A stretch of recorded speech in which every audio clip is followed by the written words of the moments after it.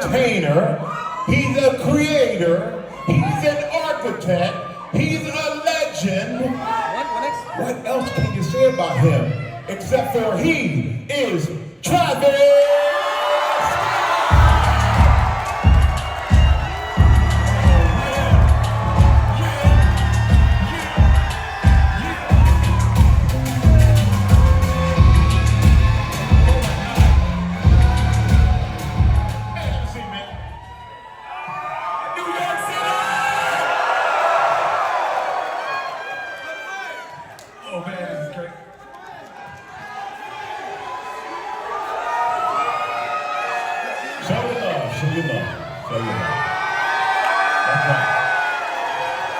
Well, now it's time to show love to the man who is the creator of all of this. Without him, none of us are here.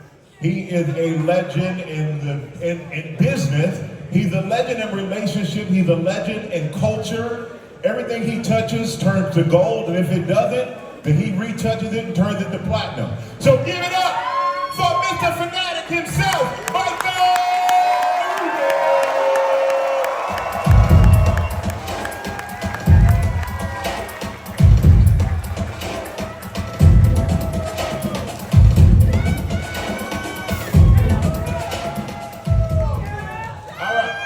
Excited. I'm excited. I never thought I'd be sitting here between you titans, but I'm happy I am. They gave me a bunch of questions to ask, so I'm going to ask these questions, but if something's flowing, we just don't do it. But first of all, I'm going to start with you, Michael, because this is amazing what you've done on the last 3 days. And I remember you talked about it a while ago. I'm like, okay, how's this going to look? Well, now we see how it looks. It looks incredible. I mean, you guys look incredible. So, what was your vision for this event, and why was it important for you to have the first one here in the greatest city in the world of New York? Yeah, so I didn't understand how this didn't exist in sports. It made no sense to me. Zero. I've been to these trading card shows, incredible fans, incredible collectors, but I thought I was like 30 years ago. It didn't look right. And I went to Comic-Con here at Javits. It was insane. I'm like, if Comic-Con can have 250,000 people show up, dressed in their costumes, showing their fandom, how the hell do we not have that for sports? And I literally walked out of here. I said, find the guy who started New York Comic-Con. That guy's coming to Fanatics. We're starting Fanatics Fest. Let's go. And that's literally, it happened 14 months ago. And here we are.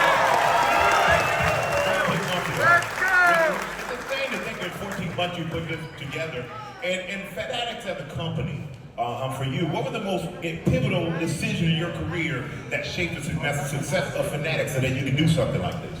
Look, for me, it's just about being unrelenting in whatever we do, and I've been knocked down so many times, I fucked so many things up, but I'm just like, I won't quit until I succeed, and that's my mentality. And by the way, that's why I love you, and that's why I love this guy. He's just like, it's that unrelenting energy. And so, you know, for Fanatics, I was just like, we gotta go out and build the greatest sports festival in the world. By the way, year one, you guys are incredible. Shout out to you.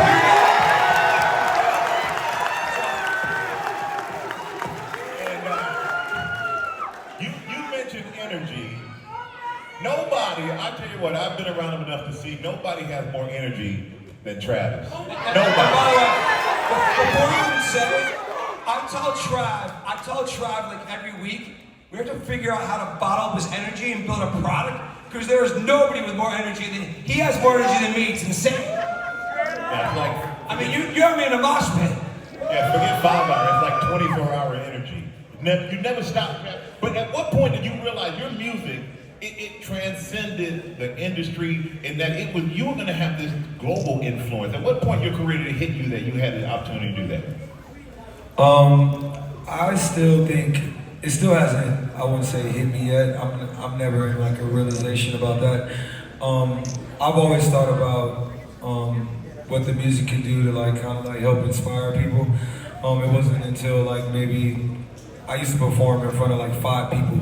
So like, you know, 1 out of the 5 people would tell me like, yo man, the music did something for me. And so, you know, over the time, I was just like, yo, if I can do this for one person, I can probably do this for somebody else. And I always thought that was like the main, like the most important thing. So I think it's kind of like beyond the music. I think it's more so like 360 all around thing. What could I do to like kind of push it to see what's dope? I don't think it really ever hit me. I'm still like living in a crazy dream with some real fucking rager ass fans.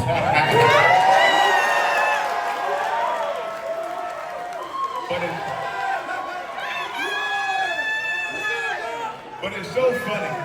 Y'all acting like we're in a black church. I love it. I love it. And Travis, hey, you know, I'm glad I got the invite. of course you're always invited. You know you're part of that. So it's great because, you know, Travis, like, when you were like one of 5 people, I mean, that's inspirational because if one of 5 people is like your mom, the only one rooting for you, but you have just an internal belief in yourself that carried you up to this point of where you are. But you not only just in music, but you influence culture, influence fashion, food. Like for you, knowing that you have this kind of influence, how do you choose what to do next? How do you know where to put your footprint next? I look at it as influence. I just look at it as natural things that I like. Everything I fuck with, I honestly just fuck with. Whether it's like food or like video games or tennis shoes or clothes. It's things I've been loving since I was a kid. So I mean, I just carry that on through my life forever. I'm a big kid. I'm gonna be a big kid until I'm old and wrinkly and shit. And so I think that's just like the drive, right? You keep that inspiration in you that always kept you going when I was like 10 years old. When I used to look up to like, you know, some of my favorite artists like Kid Cudi or somebody like that. That's like, damn, man, like, you know, one day I wanna be able to do this and like push it. So, you know, it's probably like thousands of people out here. If we can touch one person, that could be like the next person right here, and then they can touch the next person, you know what I'm saying? I think we can be in a way better place. And I think it's important also too, that being in such a seat where people do say you have quote unquote influence, I think that you always like show people the real, you know, I think in a lot of things there's a lot of smoke and mirrors when it comes to what they could call like the industry or entertainment. But if you take away like the falsified shit, then it's not entertainment, it becomes real life. Yeah. And that's what I try to like, you know, convey to my fans or anybody that follow me is, I'm not here to entertain, I'm here to like, you know. You're authentic. Yeah. And shit, if it's fun, then let's have fucking fun. The moral of that story is, if I fuck with it, I fuck with it. Okay. And Michael, for you in business, how do you identify where to move next? How do you identify, you know, what untapped market or opportunities in sports or in business and entertainment to go after? You know, I think we all learn very differently. For me, you know, I think people know my story. I barely made it out of high school. I didn't go to college. The way I learn is by getting great people around me, and we all learn from each other. So I'm always learning from you, I'm always learning from Trav, picking things up. And that helps drive strategy overall. Like, to me, you have no chance to be successful in business if you don't start with the right strategy. If you don't have the right overall idea, then you need the right people, some luck and time and other things that go with it. But to me, it's all about learning from who's around me. I remember, I was just thinking as I was listening to you talk about kind of the influence that Trav has. It's interesting because for me, I knew him as my friends, like, you know, James Harden's boy. That's how I, you know, first met you. And then he said to me 4 or 5 years ago, come by my crib, I want to show you all the different things I'm doing. And I remember, like, not really thinking about it, but going to your house and you're saying, here's what I'm doing with McDonald's, and here's what I'm going to do with Dior, and here's what I'm doing with Nike, here's what I'm thinking about trading cards. And I was like, the product vision he had was infectious to me and actually made me better, okay? So I'd say it's all about who you get around you, that you can learn from and then use that to drive strategy. I hope I give back by helping Trav when he's doing different things and he's picking my brain. So we're always learning from each other. Same thing we do with you. So that's the way I drive my strategy, is asking questions. There's no dumb questions, by the way. Like, I ask unlimited questions. And so we just ask those questions, figure out what works for you, get the right people around you, and good shit follows. And you know, you two have done some good stuff together. When you did the collab, and my daughter hit me up and said, Dad, I gotta have it. They did it for my school. And I'm like, okay, these guys are connected and doing everything. So what can we expect from you two? What else? Do you have anything else in the works together? Yeah, a lot of cool stuff. If I say it now, then I don't think it's as cool.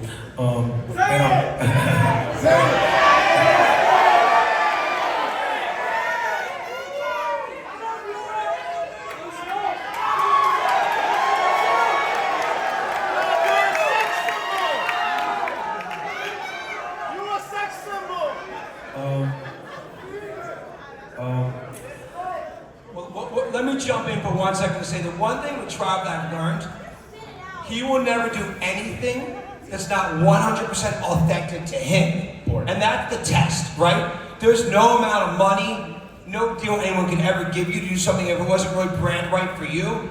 And the most crazy thing is to see how much energy you put in to each product you build. I mean, when we did that collab you talked about, it was one of the first times I said to our company, let Trav do whatever he wants, because he's that good. Don't try to be that medium or bigger company that tries to say, hey, you know, give us your ideas and we'll do it. Just let him do his thing. The product was amazing. Amazing, okay? Yeah. And with the trading cards that we launched earlier today, that are spectacular, you designed it, we didn't. And so I think part of it's enabling creativity. When you know you have the best people in the world around you, you gotta enable creativity. But the main thing is, Trav, with you, is that it's very hard, I think, for most artists, right, to have a unique style like you do. You maintain your unique style, but also appeal to a broad audience. Do you have any idea how you're able to do that, or is it just natural for you? Yeah, I can't say I wake up and like put a math problem together to be like, how could I reach? I think within anything, right? I think it's as simple as if things feel like organic and not forced, it should have like a natural, like, you know, spill to transition over. I think sometimes when shit is like force fed or like forced down your throat, it kind of gets fucking annoying. So it's like, you know, I just try to, you know, stay ahead of myself and always want to inspire myself. I think if I'm bored, then it's like, fuck, what the fuck? You know, I think you always just gotta find something that makes you excited. If you sit and doing something and it's like, this feels like homework, you know? Yeah, for sure, at all times. I gotta hit that it's lit after everything. If the it's lit don't come out, or like if it's straight up, then it's like, I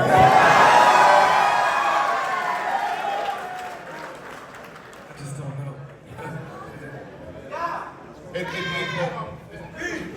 He's not gonna do a concert. I just want y'all to know that. So that's straight up. I'm sorry. Never say never.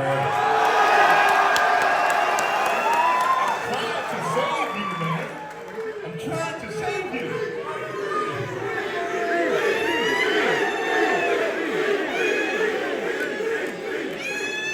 I love it. Maybe the last 5 minutes I can.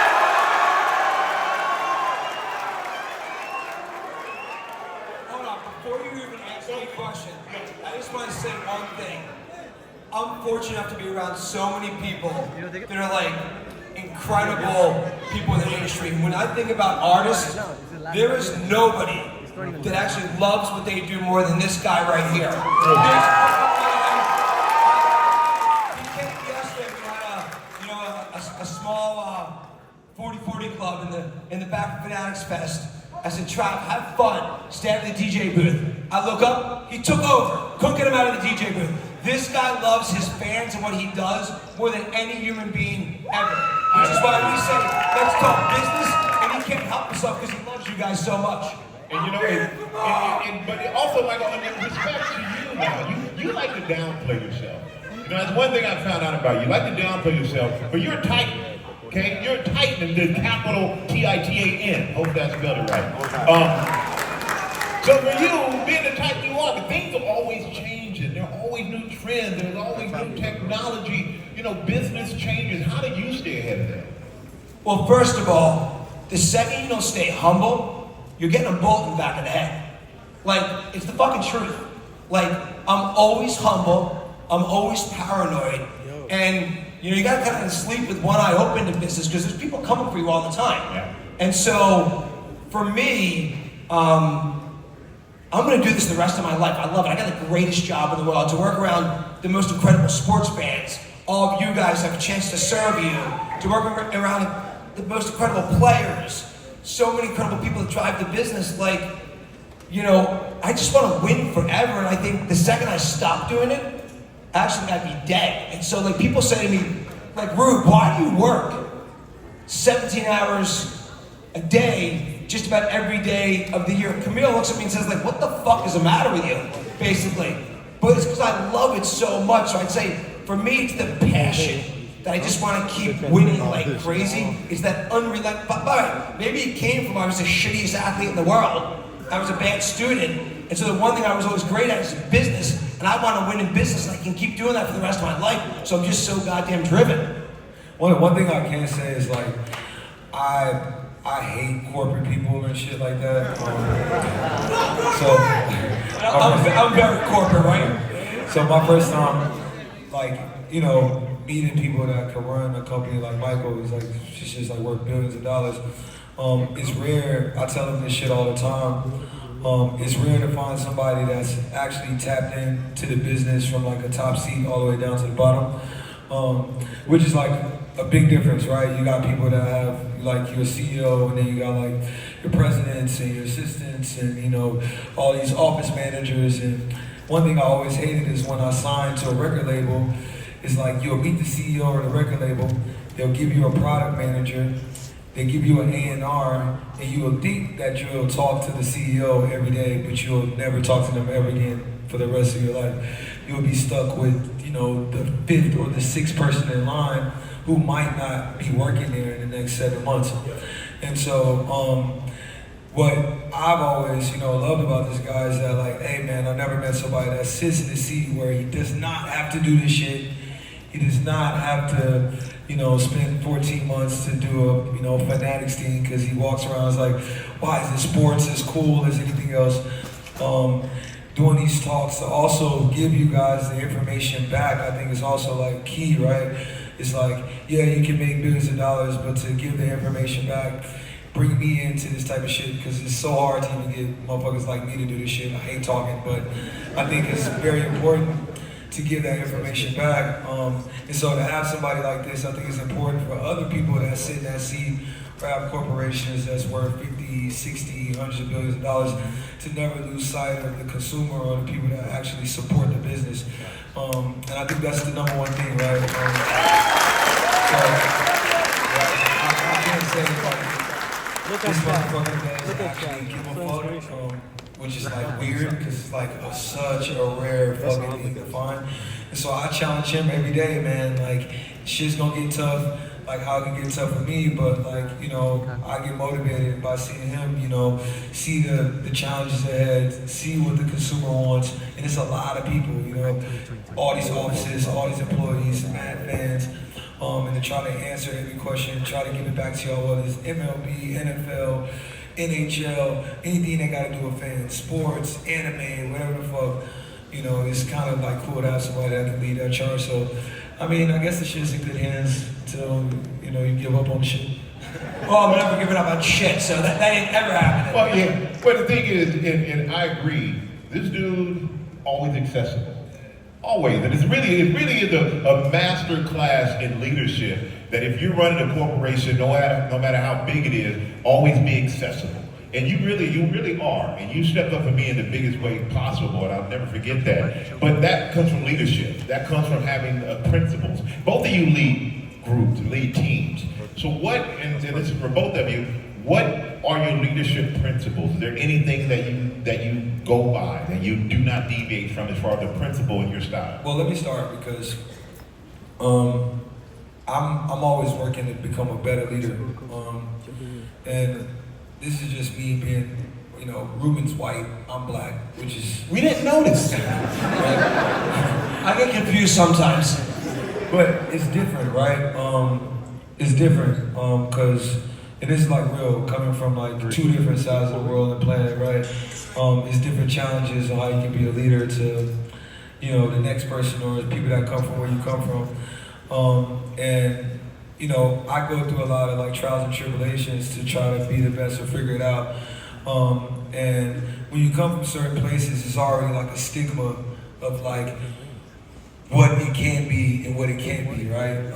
And so like being a leader is always showing like the next person, no matter how hard it is, and being young too, how much you want shit, how fast you want it. It takes a lot of patience. And so it took me probably like 10 years to finally do stadiums, which is like a goal for me. I'm doing MetLife Stadium for the first time.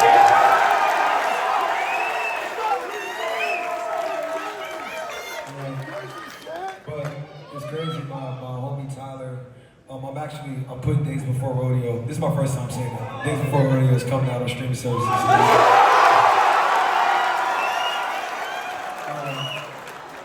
So my homie, it's been 2 years. So my homie Tyler was looking at footage and he was like, yo man, it's crazy. I was looking at this footage of you going out on stage and being like, talking to the sound guy or to the light guy, like, yo, if you don't get these lights right, this is gonna be your last day here, you're gonna get fired.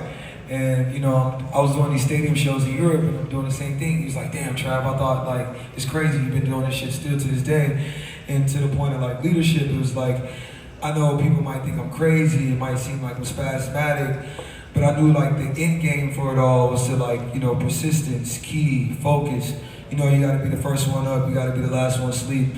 And if the person to your left and your right sees you go to sleep before anything, or see you take a break off, or see you slack, or no matter how tired you are, you gotta get on the stage and give it 100%.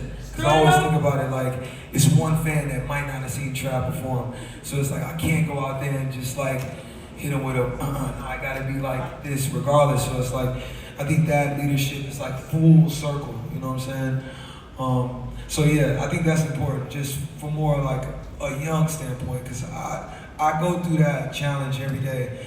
You know, like y'all seen I like went, you know, quote unquote, went to jail out there, but a lot of it was based off of trying to be like the best leader I can, and always like try to surround the team of being focused of like, you know, how to move. And sometimes it's challenging, sometimes you can hit walls, but it's the things you gotta go through to try to be great. So, you know, no matter what it is, you just gotta stay on that line.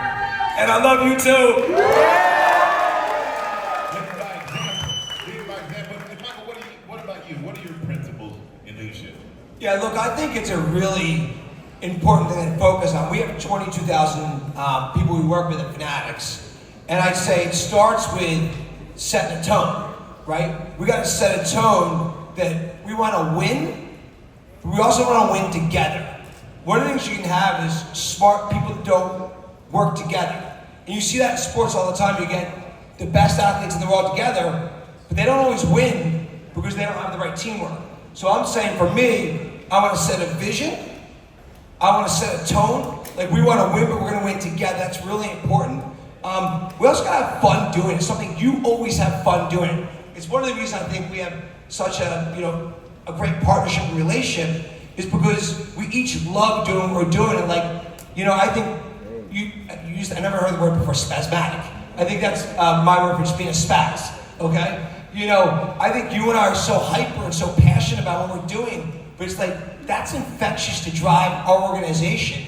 And I do agree there's no job that's too big or too small for me. So as we set this up, I mean, we came up with the idea 14 months ago. In the last month, I'm sitting there talking to you about your schedule, talking to Brady about his schedule, calling you and say, hey, can you do me a favor, come do this? Because like, I want to make sure it's as good as it can be. And I keep asking everyone, don't tell me what you liked about this.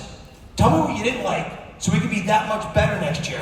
So I said the other thing is just having an unrelenting desire to keep getting better and then push that through the whole company. Because we ain't never done it, we ain't ever rested. And you know, I hate big companies because they become complacent.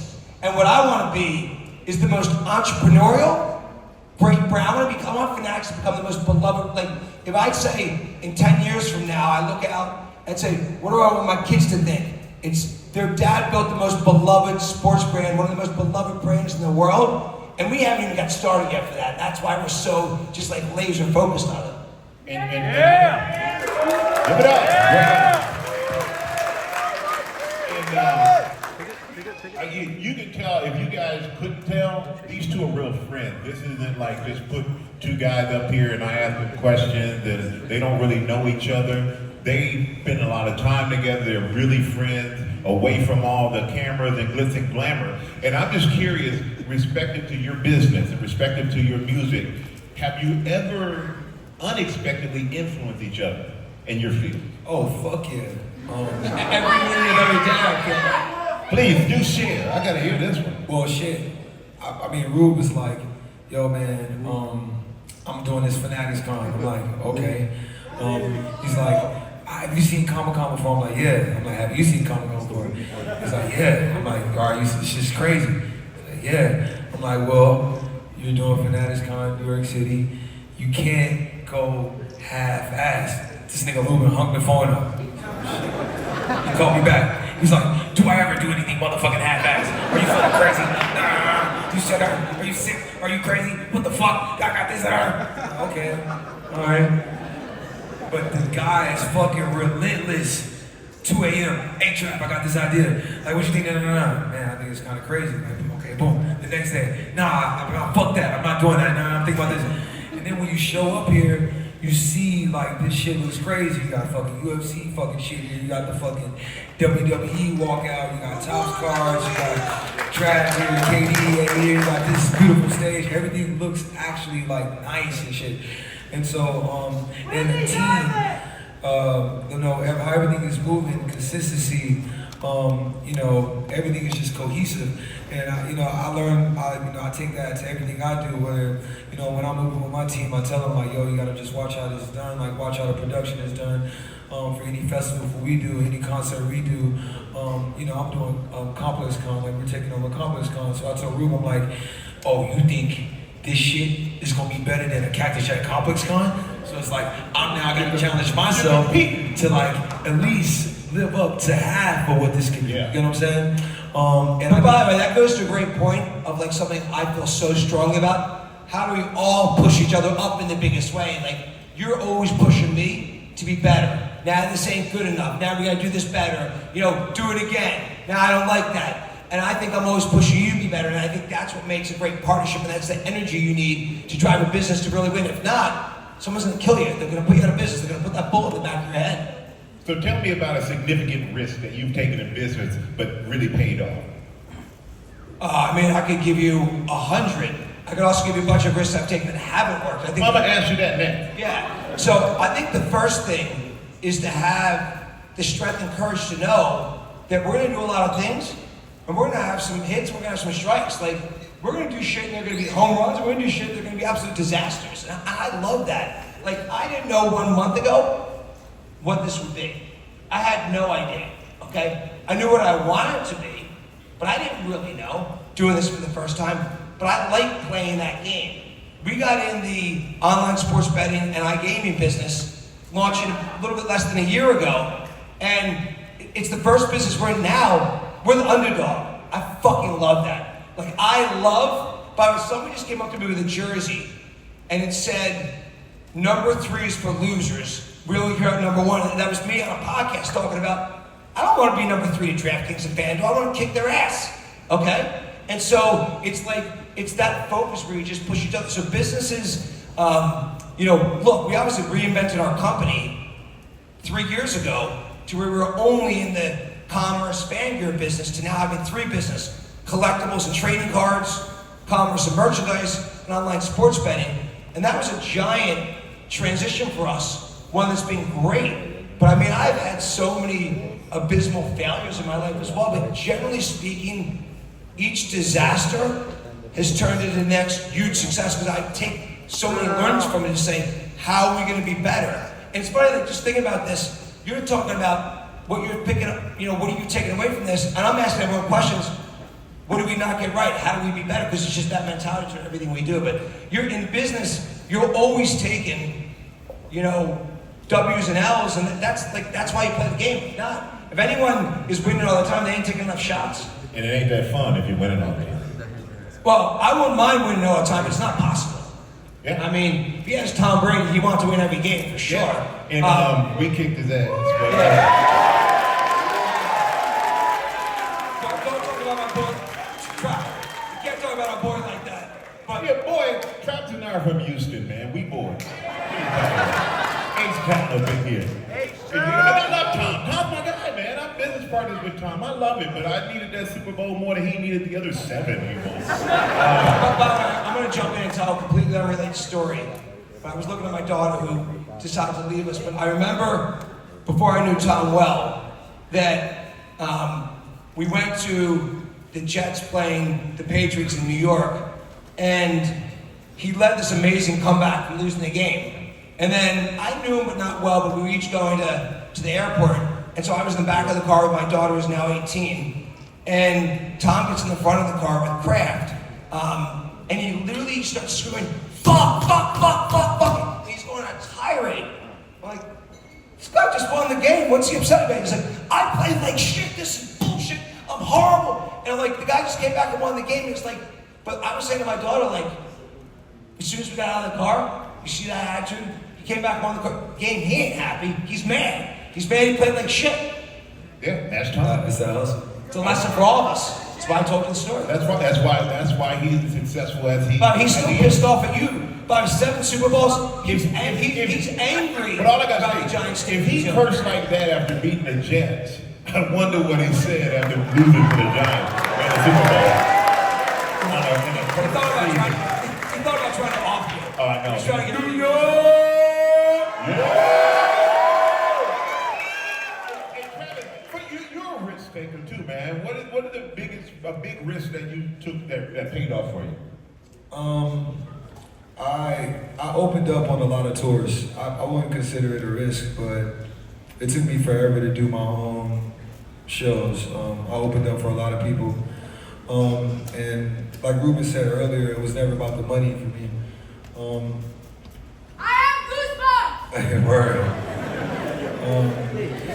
No matter like, you know, whatever the songs were, whatever hits I had at the time, I always took maybe like the lesser dollar to be able to get in front of more people, to maybe later have my own shows be, you know, as great.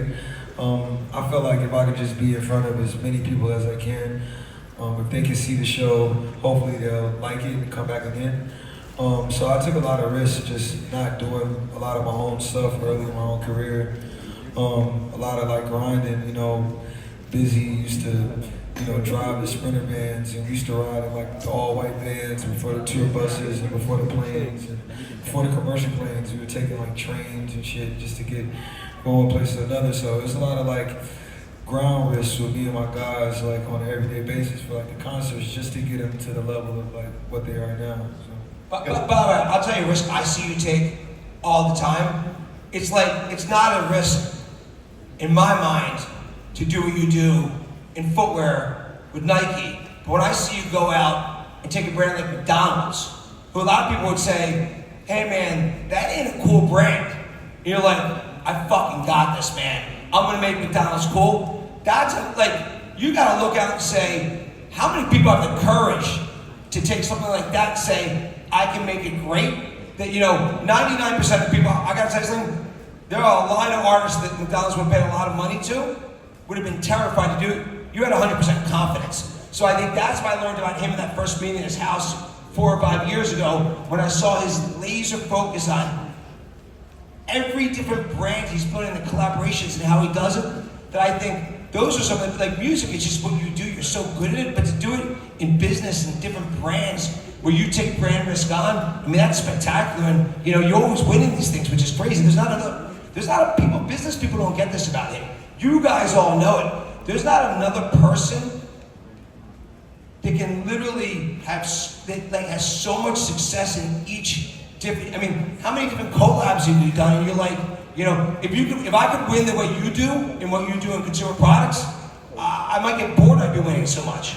But the thing is, I think for both of you, it's shown in building your business and your career, that not that you don't have fear. I think we all have fear. I don't have fear. Just saying. Okay, I really don't have fear. Let's line up, get in the stands, and play a little football. Okay, we all got little. Hold on. Why is your lady like, yes, let's do it? I'm not scared of her either. Maybe sometimes, but I don't have fear of business is what I mean. But what I'm saying is a lot of people get scared and they won't do it. It keeps them from going forward. Both of you have proven, just do it, try it. You don't know unless you try, and that's what holds most people back. Yeah. That fear. Yeah, I came up around a lot of amazing artists and talented people, and I used to always think like, man, if I was them, I would do this. Like I would do this. And I see a lot of talented artists that might not even put out music because they just, I don't even say it's a fear, it's just, I don't know what it is.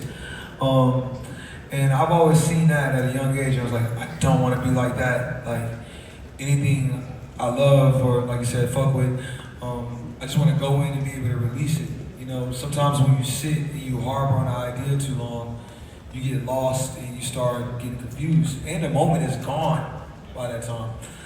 Sometimes the moment is now, and if your vision is that far ahead, you can see what this moment is going to be in 10 years. So, you know, acting on it now is sometimes like best with a good thought. I'm not saying like every rush idea should be thrown out, but anything with good thought that should, you know, come out in the moment, I think, you know, you should just act on it. And I've seen, you know, people before me, or even still after me, that just like, you know, harbor or like take too long because of, I don't know, maybe it's fear, maybe it's unsure, whatever, but they haven't, you know, they just don't do it. All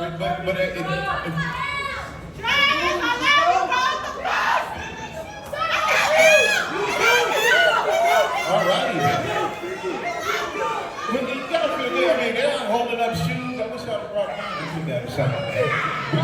I'm here for both of you in the business world with customers and also with your fans in the music business. What do you do? How do you build a relationship with them to have this long-term loyalty? To have these fans that will be there for you with the music, with the merchandise, and fans of Fanatics, fans of your business who will always show up at Fanatics Fest and things like that. How do you build these relationships for long-term loyalty? Yeah, look, I think for a company that has the aspirations and dreams that we have, the most important thing is to always listen to your fans. Like, you gotta listen to them, because without you guys in here, we got no business, zero business, okay? Without you guys in here, he's got nothing. So to me, it's the fans that drive everything, and then you gotta be authentic. I mean, if that's the one thing I've learned, you gotta be authentic to what you're doing. But we are, like, one of my worst habits that I love, that makes sense, I can't stop myself from looking at what people are saying online. Then I just figure out, are they right or are they wrong? Yeah, because you look online and comment. Like, and I wake up, what's going on? I go to bed, what's going on? It doesn't mean I always agree, okay? There are times I'm like, that's the dumbest shit I've ever heard. There's a lot of times I'm like, they're right, and we gotta listen better. And it's driven our strategy. So, yeah, I think listening to your customers is everything. Since I've been today, I've had 2 like 30, 40-minute meetings with groups of customers. Ask them what we can do better. I'm asking people like crazy at Fanatics Fest what we can do better. So you gotta listen to your customers. If you don't do that, you got shit. You're constantly studying your customers. Always. And Travis, what about you? How do you stay engaged with your fan base for a long-term loyalty? Let me see.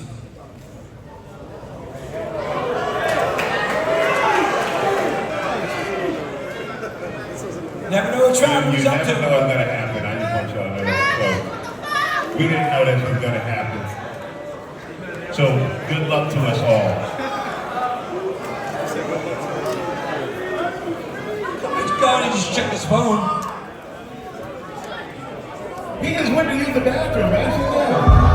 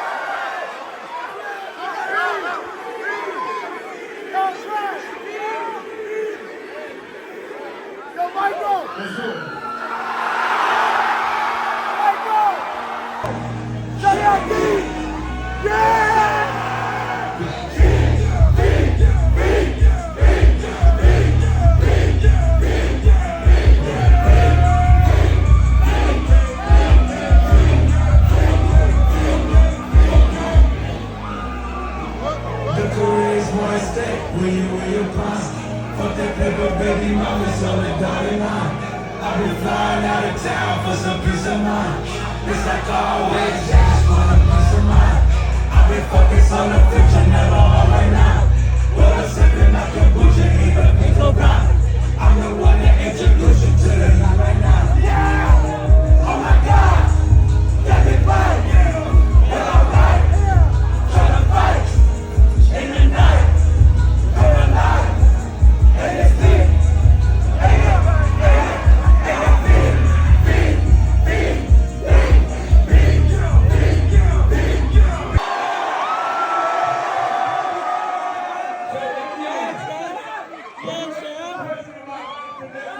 I love you, boy.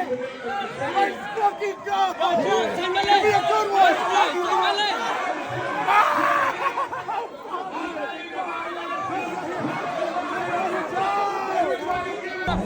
Shout my shoe! Yeah!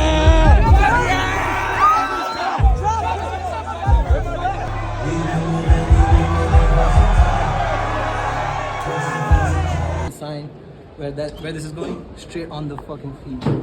We wearing them shits. Yes, sir.